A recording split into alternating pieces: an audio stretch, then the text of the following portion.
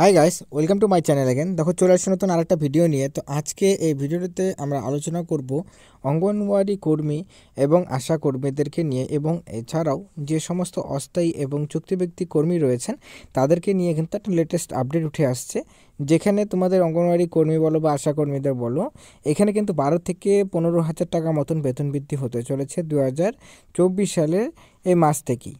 তো অ্যাকচুয়ালিতে আদৌ কি এটা তোমাদের সম্ভব আছে কিনা, বা এই নিয়ে বাজেট অধিবেশনে কি হতে পারে, এ বিষয় নিয়ে লেটেস্ট কি আপডেট রয়েছে সেই আপডেটগুলোকেই আমরা এই ভিডিওতে তোমাদের সাথে শেয়ার করব। তাই অবশ্যই অঙ্গনওয়াড়ি কর্মী এবং অঙ্গনওয়াড়ি সহায়িকা এবং আশাকর্মী হয়ে থাকলে শেষ পর্যন্ত অবশ্যই দেখবে, কারণ এখানে তোমাদেরকে নিয়ে বড়সড় আপডেট উঠে আসছে, যে আপডেটটা কিন্তু তোমাদের জানাটা অবশ্যই দরকার।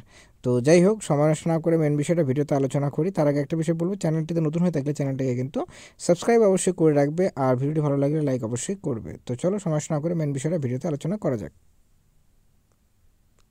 তো প্রথমত যে বিষয়টা তোমাদের জানতে হবে, যে সেটা হচ্ছে যে তোমাদের 12 থেকে 15 হাজার টাকা যে বেতন বৃদ্ধির কথা বলা হচ্ছে, তো এটা আদৌ কীভাবে সম্ভব? কারণ আমরা রিসেন্ট টাইমসে যেটা দেখতে পাচ্ছি, যে অঙ্গনওয়াড়ি কর্মী এবং অঙ্গনওয়াড়ি সহায়িকা এবং আশা কর্মীদের বেতন কিন্তু বৃদ্ধি রিসেন্টলি লাস্ট 5 বছর ধরে কিন্তু করানো হয়নি, ঠিক আছে?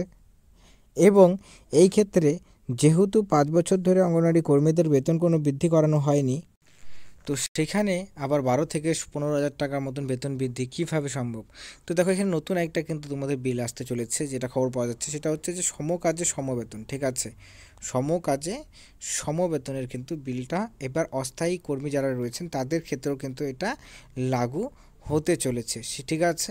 এবং এই সমকাজে সমবেতন লাগু হলে অঙ্গনওয়াড়ি কর্মী বা অস্থায়ী যে সমস্ত কর্মীরা রয়েছেন তাদের কি বেনিফিটটা হবে? তো দেখো, যদি তাদেরকে এটার আওতায় নিয়ে আসা হয়, তাহলে কিন্তু যে তোমাদের যে ডিউটি টাইমিংটা যেটা করা হয়েছে সেখানে কিন্তু আমরা চেঞ্জেস দেখতে পারবো, এবং এই ক্ষেত্রে বেতন এক লাফে কিন্তু 12 থেকে 15 হাজার টাকা করুন মতন কিন্তু হওয়ার সম্ভাবনা রয়েছে। আর রিসেন্টলি যেটা অঙ্গনওয়াড়ি কর্মীরা 8,000 টাকা করে পাচ্ছেন, মানে 8,250 টাকা সামথিং পাচ্ছেন, এবং তার সাথে মোবাইল রিচার্জের টাকা, এইসব টাকা কিন্তু তারা পাচ্ছেন। তো সেই ক্ষেত্রে এইভাবে করে বেতন বৃদ্ধি তোমাদের সম্ভাবনা রয়েছে, কারণ এটা নিয়ে দীর্ঘদিন ধরে কিন্তু অঙ্গনওয়াড়ি কর্মী, অঙ্গনওয়াড়ি সহায়িকা বলো বা যে সমস্ত অস্থায়ী বা চুক্তিভিত্তিক কর্মী রয়েছেন তাদের কিন্তু প্রোটেস্ট তারা করে চলেছেন যে বেতন বৃদ্ধি করাতে হবে। তো সেই ক্ষেত্রে এটা একটা বড় সুখবর, যেটা তোমাদের বাজেট অধিবেশনে কিন্তু, মানে নেক্সট যে বাজেট আছে সেখানে কিন্তু এটা নিয়ে প্রস্তাব আসতে চলেছে, যেখানে কিন্তু আমরা আসার সম্ভাবনা রয়েছে সবচেয়ে বেশি।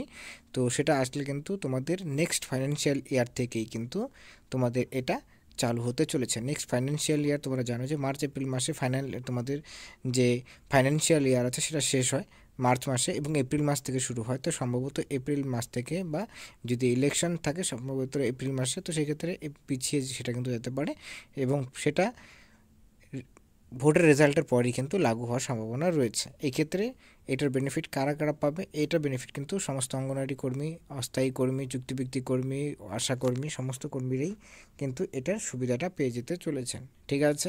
এবং এছাড়াও তোমাদের যে বিষয়টা অবশ্যই জানা দরকার, সেটা ইনসেন্টিভের টাকা নিয়ে, যেটা কিন্তু আগেই বলা হয়েছিল যে অঙ্গনওয়াড়ি কর্মীদের 7 মাসের, তোমাদের আগেও ভিডিওতে আমি জানিয়েছিলাম যে 7 মাসে কিন্তু অঙ্গনওয়াড়ি কর্মীদের ইনসেন্টিভের টাকা দেওয়া হবে, এবং এটা নিয়ে আমি আগেও জানিয়েছিলাম যে 5 থেকে 6 মাসের। এবার কিন্তু তোমাদের যেহেতু সামনে ইলেকশনস রয়েছে, তো এই ক্ষেত্রে বেশি করে তোমাদের কিন্তু বেশি মাসের টাকা তোমাদের একসাথে দেওয়ার সম্ভাবনা রয়েছে। তো এই ক্ষেত্রে শুধু অঙ্গনওয়াড়ি কর্মী নয়, অঙ্গনওয়াড়ি সহায়িকা যারা রয়েছেন তাদেরকেও কিন্তু 7 মাসের টাকাটা দেওয়া হবে, যেটা তোমাদের আগের ভিডিওতে আমি নোটিফিকেশন, অফিসিয়াল নোটিফিকেশন শুদ্ধ তোমাদের কিন্তু দেখিয়েছিলাম।